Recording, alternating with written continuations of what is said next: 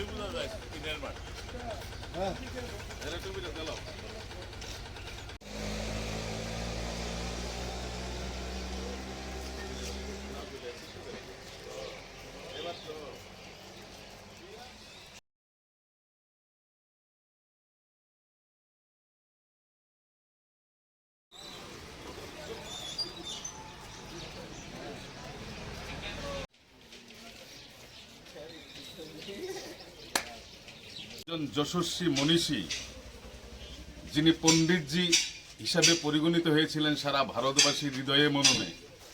আজকে পণ্ডিত দীনদয়ালজির সমর্পণ দিবস। আমরা ৭ রামনগর মণ্ডলের পক্ষ থেকে এই দিবসটি যথাযথ মর্যাদায় পালন করছি।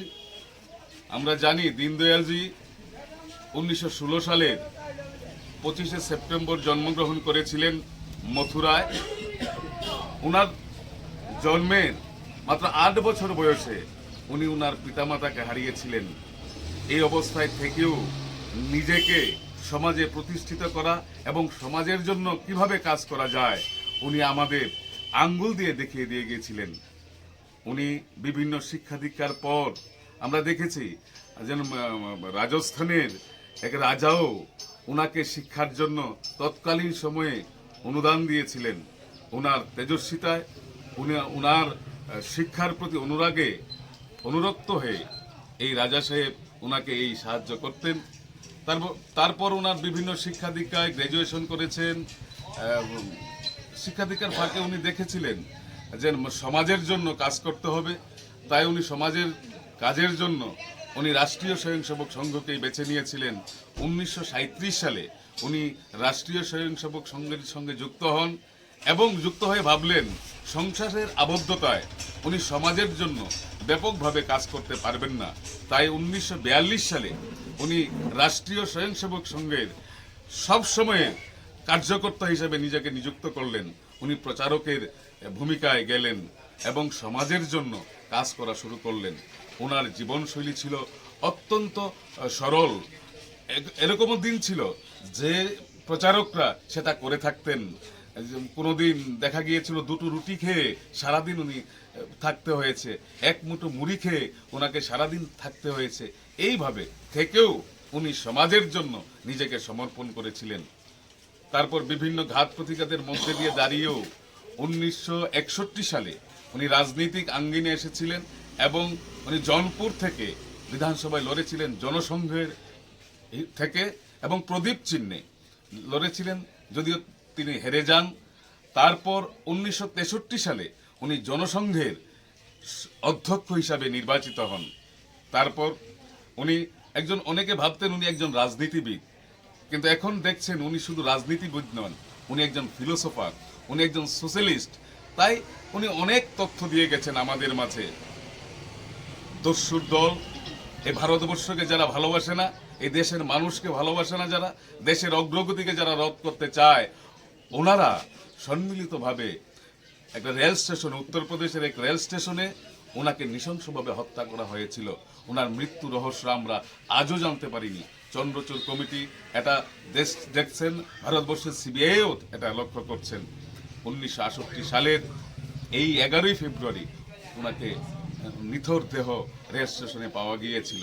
তারপরেও আজকে ওনার যে বিভিন্ন চিন্তা চেতনা, তার মধ্যে আপনার হিউম্যানিটি, ইন্টিগ্রেট হিউম্যানিজম, একাত্ম মানবতাবাদ আজকে ভারতবাসীর মধ্যে একটা বিরাট ব্যাপকতা সৃষ্টি করেছে এবং তা নিয়ে সমাজ শুধু ভারতবর্ষে নয়, সারা পৃথিবীতে ওনার এই আলোচনা আজকে ব্যাপকতা পেয়েছে।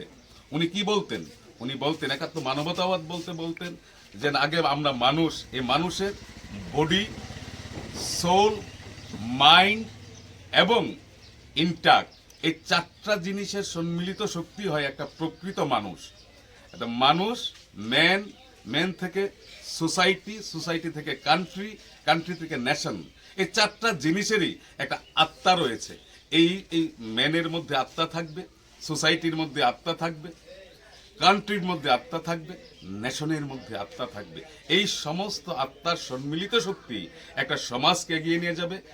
এই আত্মার সম্মিলিত শক্তি একটা দেশকে এগিয়ে নিয়ে যাবে। এই আত্মার সম্মিলিত শক্তি এই পৃথিবীকে এগিয়ে নিয়ে যাবে। উনি নিজে বলতেন, আমরা সবাই, আমাদের মধ্যে একটা প্রচলন ছিল কামাই করো খাও।